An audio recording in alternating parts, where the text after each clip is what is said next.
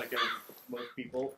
But what we do is a little different. Is we start picking before sun up, around 4 or 5 in the morning, depending on the weather, to get cold grapes so we can get a good cold soak on the Pinots. And then we do all the sorting right in the vineyard. So any rotten grapes. This year we had a lot of dry grapes from the heat wave around the 4th of July, which was a good heat wave to have because it brought in a couple of pigs for a lot. So let's see, kind of adapt the equipment to do the type of gravity, destemming, crushing operation. We've got these fermenters, we've got the small portable ones. These stemmers mounted up in the air, and we load it directly with a forklift, and then it falls right into either a small fermenter or another bin and transferred with the forklift. So that means no conveyors, no screw pumps, screw auger feeds, no must pumps, pure gravity, and simple as possible, least investment. Something that I kind of put together myself. The destemmer is actually, it's oversized for my operation, but it's an old Amos, which is from the 90s, but it's pretty close to today's technology. And I've looked at some friends with some other destemmers that are a lot newer that made a lot bigger investments. And, by the time they run it through the augers and things, it ends up way more beat up than what I do with this thing. And what's good is that because we run kind of a tight ship at Harvest, it's usually just Joe and myself. I don't have half a dozen people here picking stuff out on the sorting table. We can work in the vineyard all morning long while we're picking. Then when we're done, come up here and relatively rapidly destem, 5-10 tons of fruit. And I've got those 3 fermenters. This one here, a couple of portables, and we just line them up all in this area, this covered area, and not depend on too many people, too much imported. Don't use vineyard management companies. Don't have an imported bottling line. I've got an older one that I've got to rework and rebuild. We bottle unlabeled bottles, and I put in the back. You can see a couple of reefer shipping containers. So when we bottle, we just stack all the wines there. We've got a temperature control spot right there, and then we hand label later, usually in the winter on rainy days, which we're not getting many of. So No. Getting a little behind on labeling. And you're using open top fermentation, native wild yeasts. Yeah, winemaking theory is, I'll just go through it in the reds. Destem with up to a quarter whole cluster in the bottom that's not destemmed at all. We do give some sulfur at crush.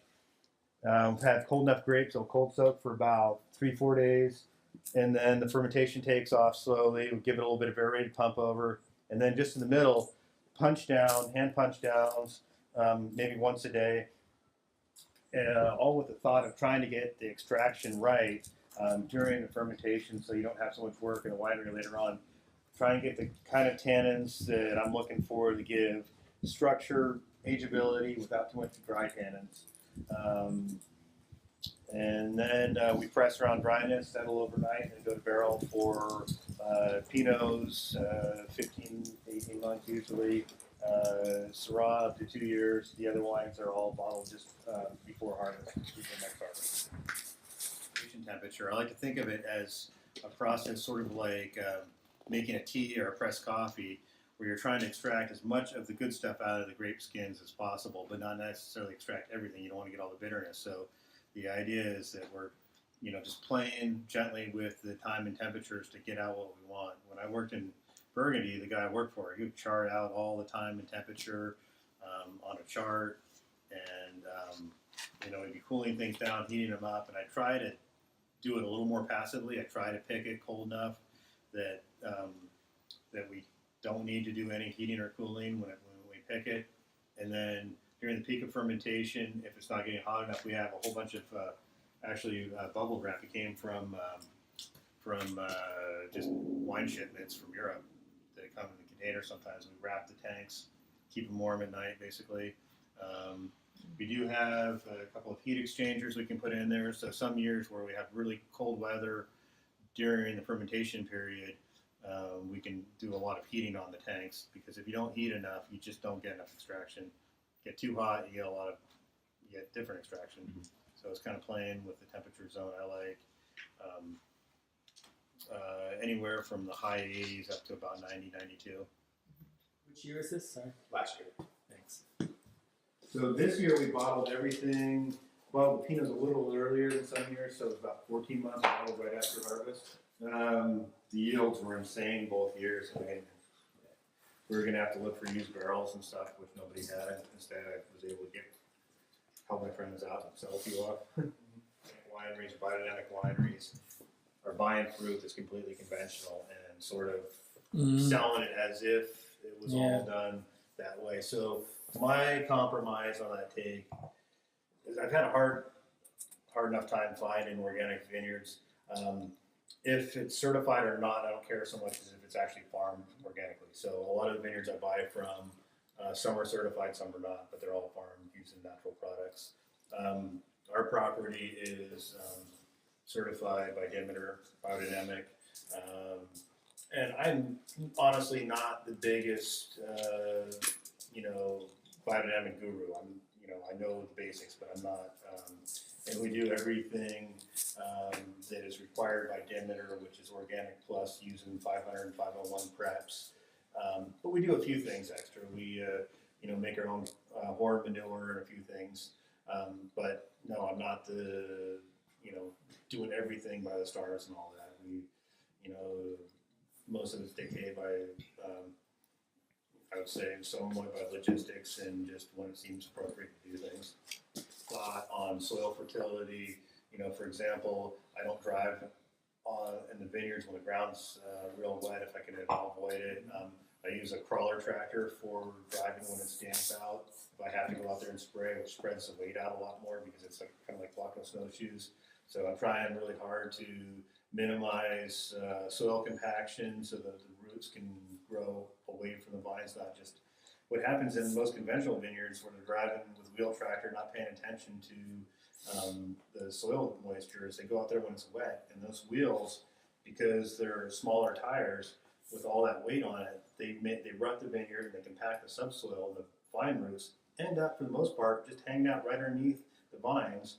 And what's worst is that's all the part that's drip sprayed. So, they don't have a whole lot of access to soil that's not heavily manipulated by humans.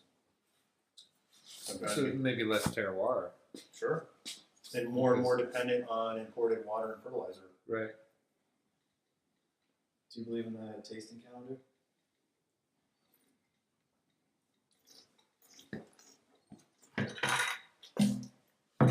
Not sure. I don't know.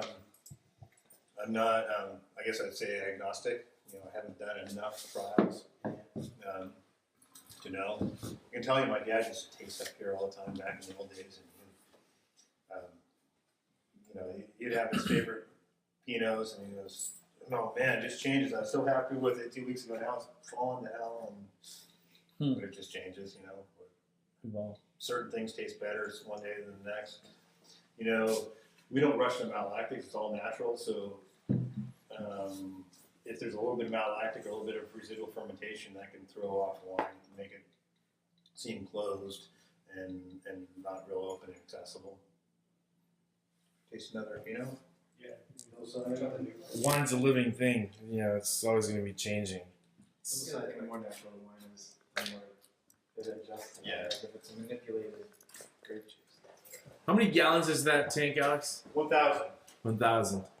I think I told somebody it was 3,000 the other day. Yeah, it's big enough. The Carignan and why? Oh, the Italian Americans planted it pretty substantially. It was Carignan used to be planted heavily through and that's where you're North getting, Coast. Yeah, that's what I thought. I get this from Mendocino County because they have not had the sort of market pressure to raise their, to go to a more favorable varietal. I mean, everybody around here was ripping it out when I was a kid to plant Merlot or whatever was the fad of the day. There's a resurgence happening with the Italian varietals planted, for sure. See, these were planted at 42. Mm-hmm. Yeah. Certified organic, the grower, as long as he cross cultivates the vineyard, and as long as he keeps the mildew down, there's not a whole lot to do. There's no fertilization or canopy management hardly at all to speak of. It's dry Is it farm. bush trained? Dry farm, yeah. Bush trained or? Yeah. Technically, a vertical cordon, if you want to get technical, bush would imply goblet, where all the spurs are the same height, whereas this is kind of alternating at different heights. This is a Cote Rôtie. Has anybody from the Giga family come over to taste your? Have they tasted your Syrahs at all? No. No, I think they'd be pretty impressed. Every time I taste this with anybody with half, like it's not just like the super educated sounds, but anybody that, like knows wine, always like, wow, this tastes like, is this French? It's like, Yeah. Well, It's Timbervine Ranch. Let's see anything different. Maybe a little bit of whole cluster, a little bit of Viognier fermentation, but mostly it's just character from that vineyard, steep hillside vineyard. What's the soil there? It's similar to ours. It's what they call a Franciscan series, which doesn't mean a lot to most people, including myself, frankly. It's kind of a light-colored clay with a bit of stone, fairly high stone content. More stone toward the top of the hill than the bottom. It's a steep hillside vineyard, and it's pretty easy to make a wine with a lot of oomph to it off of that block. In fact, the whole key to me is to find a way to preserve the prettiness, bring out the prettiness, because it's going to be big and powerful no matter what you do to a certain extent. If you can just bring out the more feminine side. Learned an interesting fact when I worked for the Gigal family. Syrah is the only red varietal in French that has a feminine. It's a la versus a le. Lupino, La Syrah. Oh wow. Why do you think Because it it is? has a feminine nature. It can be very pretty and nuanced. this is really, really, really good. You can spit this one out. No, I'm just gonna drink it. Yeah. I think if he's talking about Franciscan is the combination of the ocean floor folded over and piled up. So you've got marine soil, ocean floor soils piled up. That's what the Mayacamas. It's really kind of like basically when the ocean plate, the Pacific plate, winter, North American plate, it scraped off all the little islands and all the rocks. Yeah. So like the Mayacamas are all a mix of volcanic base with ocean floor rocks. So that's why you're going to have a little higher pH or lower pH soil, higher pH soils need more acid. Yeah. So that's going to be providing some of the acid in this.